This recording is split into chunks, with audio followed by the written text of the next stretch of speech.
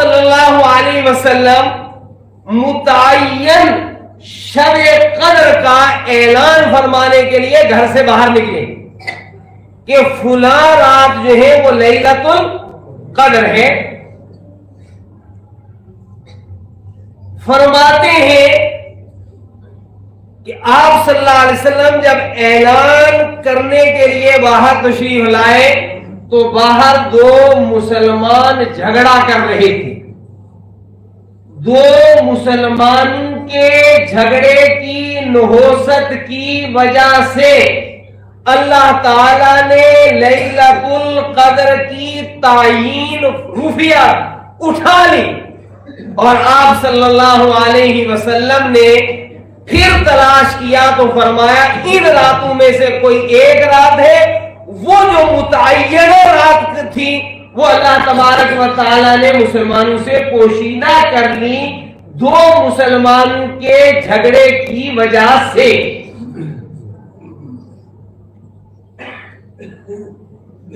اور جہاں مسلمانوں کا پورا ہی خطہ میدان جنگ بنا ہوا ہو وہاں سے کتنی خیر اٹھتی ہوگی، وہاں سے کتنی خیر اٹھتی ہوگی.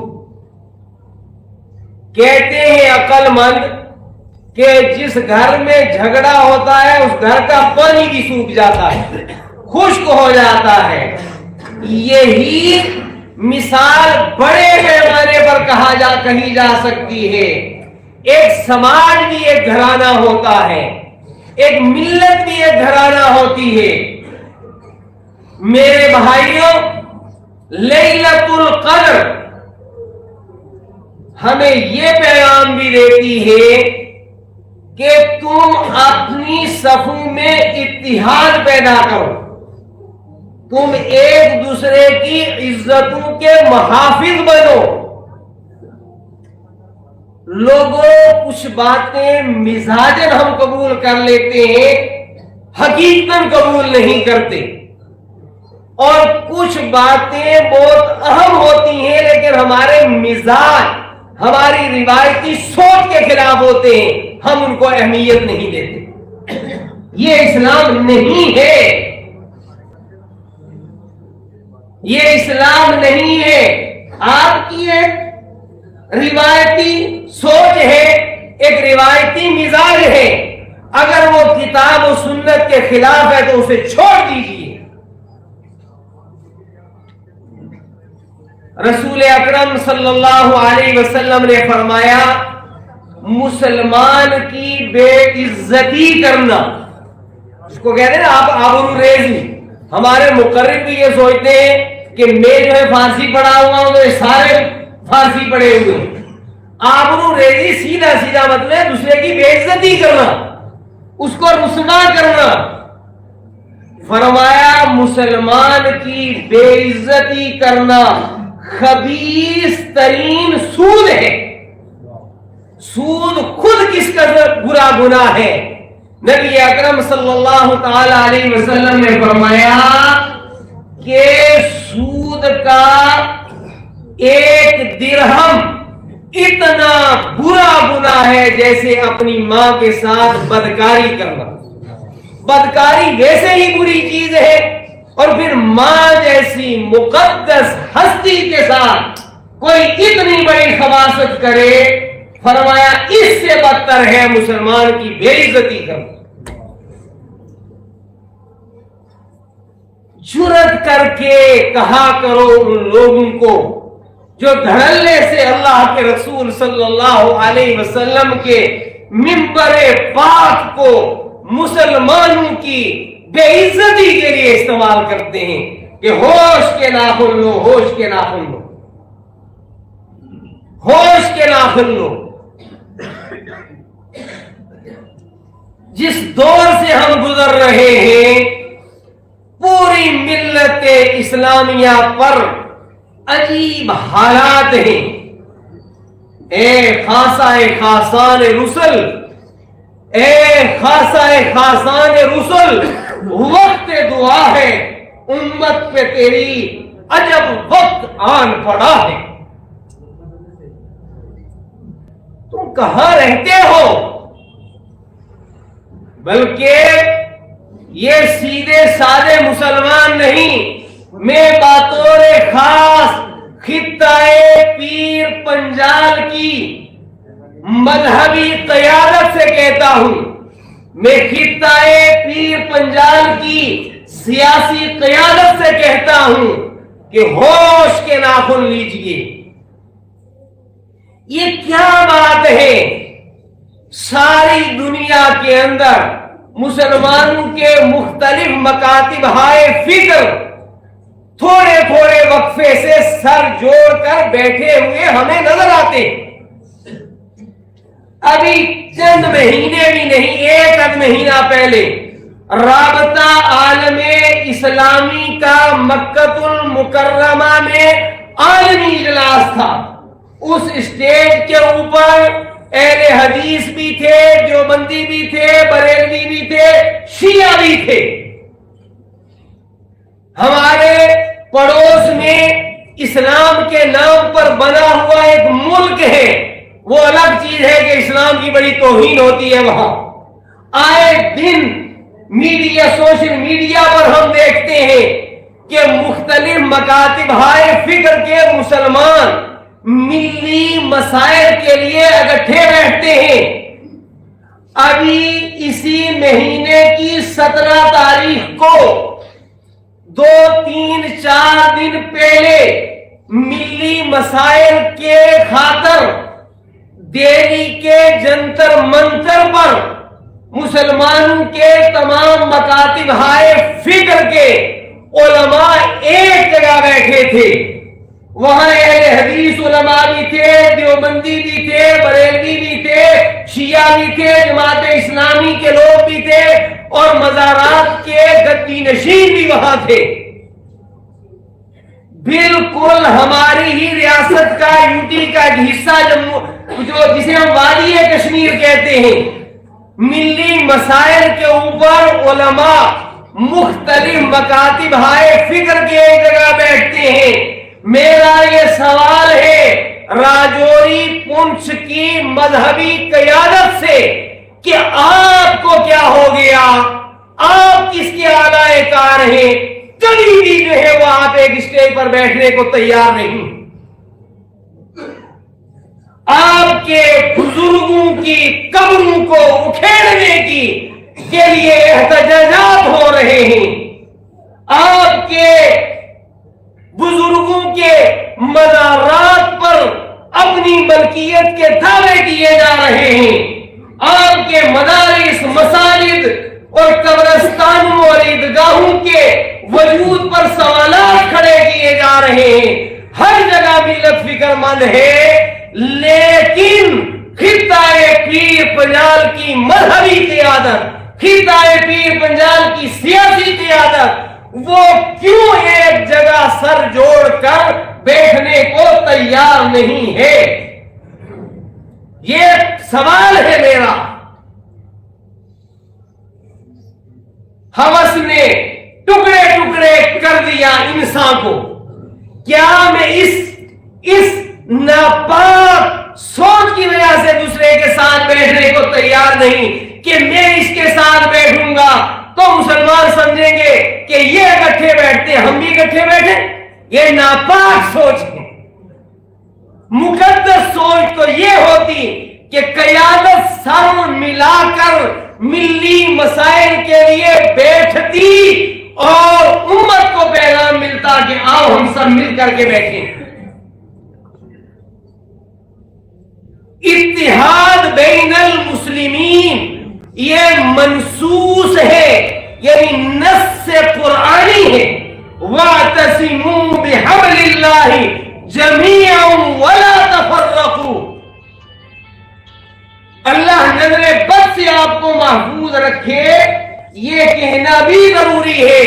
الحمدللہ میڈر میں کسی حد تک اعتدال ہے، میڈر میں کسی حد تک اعتدال ہے، لیکن دائیں بائیں میدان جنگ بن جاتا ہے جنازہ، میدان جنگ بن جاتی ہے کسی کی عزت۔ میرے بھائیوں، دنیا کے اندر دیر پا عزت انہی اداروں، انہی جماعتوں، انہی خاندانوں، انہی افراد کا حصہ ہے جو کام کے ذریعے عزت حاصل کریں، جن کی سوچ مثبت ہو۔ قرآن کریم نے ہمیں حکم دیا وَاعْتَصِمُوا بِحَبْلِ اللَّهِ جَمِيعًا وَلَا تَفَرَّقُوا، کہ تم اللہ کے قرآن کو مضبوطی سے پکڑ کر کے متحد ہو جاؤ اور ٹکڑے ٹکڑے مت ہو جاؤ۔ ادارے بنے، مسجدیں بنے، مدرسے بنے، کوئی برائی نہیں ہے، لیکن ملت کو توڑنے کے لیے نہ بنے، بلکہ اپنے مقاصد کے حصول کے لیے بنے۔ قرآن کریم نے کہا سورہ انفال میں، اور مسلمانوں نے آپ قرآن پڑھا کرو، سورہ انفال میں کیا پیغام ہے؟ انتہائی ایک اہم موقع پر جب مسلمان سخت ترین جان گزر حالات کا میں مبتلا تھے، قرآن نے کہا یا ایھا الذین آمنوا، او ایمان والو، اذا لقیتم فئۃ، جب تمہارا مقابلہ تمہارے دشمن سے ہو، جب دشمن تمہیں للکار رہا ہو، پکار رہا ہو، دشمن تمہیں مٹانے کے لیے برسرے عمل ہو، تو فرمایا فَاثْبُتُوا، جم جاؤ، ثابت قدمی دکھاؤ، وَاذْكُرُوا اللَّهَ كَثِيرًا، اور کثرت کے ساتھ اللہ کو یاد کرو، لَعَلَّكُمْ تُفْلِحُونَ، تب کامیابی تمہیں حاصل ہوگی۔ اور آگے فرمایا اطیعوا اللہ ورسولہ، اللہ اس کے رسول کی اطاعت کرو، وَلَا تَنَازَعُوا، تم جھگڑوں کو چھوڑ دو، متحد ہونا یہ قرآن کا حکم ہے، جھگڑوں کو چھوڑنا یہ قرآن کا حکم ہے، متحد ہونا یہ مطلوب شریعت ہے، مستحسن ہے، اور ٹکڑوں کے اندر بٹنا اور بانٹنا یہ مذموم عمل ہے، یہ برا عمل ہے۔ فرمایا وَلَا تَنَازَعُوا فَتَفْشَلُوا، جو آپس میں جھگڑتے ہیں وہ کمزور پڑ جاتے ہیں۔ تم دیکھتے نہیں، اینٹ ہے تو کمزور ہے، کوئی رات کو اٹھا کر لے جا سکتا ہے، لوہا کہیں بنڈل پڑا ہوا ہے آپ کے لیے سڑک کے کنارے، رات کو اٹھا لے جائے گا، لیکن یہی اینٹیں، یہی سریا، یہی ریت، یہی بجری متحد ہو جائے تو یہ آپ کے سروں پر کئی کوٹر سریا پڑا ہے، اس کو کوئی اٹھا کر نہیں لے جا سکتا راتوں رات، چونکہ یہ جڑا ہوا ہے۔ المؤمن للمؤمن کالبنیان یشد بعضہ بعضا ثم شبک بین اصابعہ۔ رحمت دو عالم جناب محمد رسول اللہ صلی اللہ تعالی علیہ وسلم نے فرمایا مومن مومن کے لیے ایسے ہے جیسے ایک عمارت ہوتی ہے، ایک عمارت کی اینٹ دوسری عمارت کی اینٹ سے مل کر مضبوط ہو جاتی ہے۔ پھر آپ صلی اللہ علیہ وسلم یوں کر کے دکھایا کہ اتحاد سے اس طرح ملنے سے طاقت پیدا ہوتی ہے۔ فرمایا ایاکم والجماع، فرمایا علیکم بالجماع ایاکم والفرقہ، فرمایا تم جماعت بن کر کے رہو، ایک دوسرے کے خیرخواہ بن کر کے رہو، ہمدرد بن کر کے رہو، فرمایا فرقے بندیاں نہ کرو۔ ہوس نے ٹکڑے ٹکڑے کر دیا انسان کو، یہ اقتدار کی حسد جو ہے ہوس، یہ دولت کی ہوس بڑی مذموم بڑی بری ہوس ہے کہ اس نے ہمیں ٹکڑے ٹکڑے کر کے رکھ دیا۔ میرے بھائیوں ضرورت ہے ہو حلقہ یارو تو بریشم کی طرح نرم، رزم حق کو باطل ہو تو فولاد ہے مومن۔ ایک ہوں مسلم حرم کی پاسبانی کے لیے نیل کے ساحل سے لے کر تاب خاکے کا شغف۔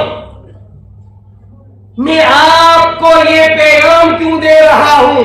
سچی بات ہے، خدا جانے ساری دنیا میں مختلف زبانیں بولنے والے ہیں، مختلف سیاسی جماعتیں ہیں، पूरी दुनिया में मुख्तलिफ मकातिब हाय फिक्र के साथ मुसलमान वाबस्ता है, लेकिन जो अंधेर नगरी राजौरी पुंछ में मची हुई है या खित्ता पीर पंजाब में, ये भी कहीं नहीं। इसके खिलाफ आपने काम करना है।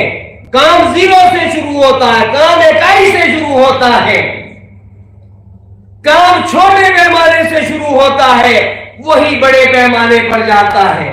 इख्तलाफ ये फितरत का तकाजा है, इख्तलाफ ये खूबसूरती है। मुखालफत, दुश्मनी, हसद, कीना, बुग़्ज़ ये बुरी चीज है। हज़रात सहाबाए किराम रिज़वानुल्लाहि ताला अलैहिम अजमाइन के दरमियान इख्तिलाफ़ात थे। इख्तिलाफ कोई बुरी बात नहीं, और इख्तिलाफ का ये मतलब नहीं कि दूसरे के दुश्मन बन जाओ।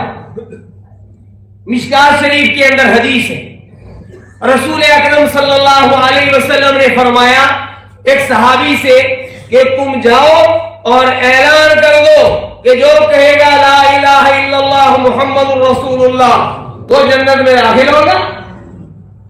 एक नौजवान जिसने ये पैगाम सुना वो गया ऐलान करने लगा एक जगह। हज़रत उमर इब्न खत्ताब रज़ी अल्लाह ताला अन्हु ने सुना के कह रहा क्या ऐलान कर रहा है, तो कहा कि जो ला इलाहा इल्लल्लाह मुहम्मद रसूलुल्लाह पढ़ेगा जन्नत में दाखिल हो जाए। मिशकात में हदीस है।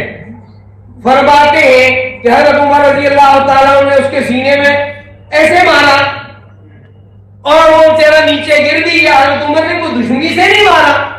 हज़रत उमर ने फरमाया ये पहले ही जो है सुस्त है अमाल के अंदर, तूने इनको बस सनद दे दी, दो जुमले पढ़ लो और कुछ करो ही ना। इख्तिलाफ तो है नहीं, लेकिन क्या इस इख्तिलाफ की बुनियाद पर आप क्या कहेंगे कोई दुश्मनी होगी? तो भाई शरीयत के अंदर वुसाअत है, शर्त यह है कि हम दूसरे के अंदर खूबी तलाश करें। आप मुख्तलिफ मकातिब हाय फिक्र में रहते हुए इत्तिहाद से रह सकते हैं, और दुनिया में मुसलमान ऐसे ही रहते हैं। और हम तो ऐसे काम करते हैं बाल औकात कि इंसानियत भी उस पर शर्मा है, इंसानियत भी उस पर शर्मा है। दूसरे की खुशी को गम में बदल देते हैं, दूसरे के गम में जो है उस पर नमक छिड़कते हैं। तो मेरे जहन में ये एक बात आई कि हम सबको मोहब्बतों को फरोग देना, नफरतों को कम से कम करना है, इसलिए कि नफरत कांटे हैं, मोहब्बत फूल है। ख्वाजा निजामुद्दीन औलिया रहमतुल्लाह अलैह इस मुल्क के मुहसिनीन में से एक मुहसिन है। हज़रत ख्वाजा निजामुद्दीन औलिया रहमतुल्लाह अलैह ने फरमाया कि अगर एक आदमी कांटा डाले, दूसरा उसके जवाब में कांटा डाले, फिर वो उसके जवाब में कांटा डाले, फिर वो उसके जवाब में कांटा डाले, फरमाया फिर कांटे ही कांटे होंगे। एक अगर अपनी गलती से कांटा डालता है, दूसरा फूल डाल दे। मसालिक तरजीह के लिए है, तबलीग के लिए नहीं है। तबलीग के लिए दीन है, असल दीन है, असल दीन है, असल दीन है। हम दीन के खादिम में, हम मकातिब हाय फिक्र के खादिम नहीं। ठीक है, मकतबा फिक्र की भी अजमत है, अहमियत है, आपकी तहकीक है, आपकी तरजीह है, बहुत अच्छी बात है, लेकिन आप दीन के उसूलों को छोड़ दें। और दीन का उसूल क्या है कि इन्नमल मुमिनून इख्वतुन, हर मोमिन, वो मशरिक का हो, मगरिब का हो, शुमाल का हो, जुनूब का हो, ठीक है, वो हाथ छोड़कर नमाज पढ़ता है, वो ऊपर हाथ रखता है, नीचे रखता है, सारी रवायात हदीस में है, मगर वो मोमिन है और मोमिन के मोमिन पर हकूक है। हम इस उसूल को छोड़ दें और कहें कि ये हाथ छोड़कर पड़ता है, मेरे मक्तबाए फिक्र का नहीं है, इसलिए दुश्मन है। आपने असल को छोड़ दिया, फरा को पकड़ लिया।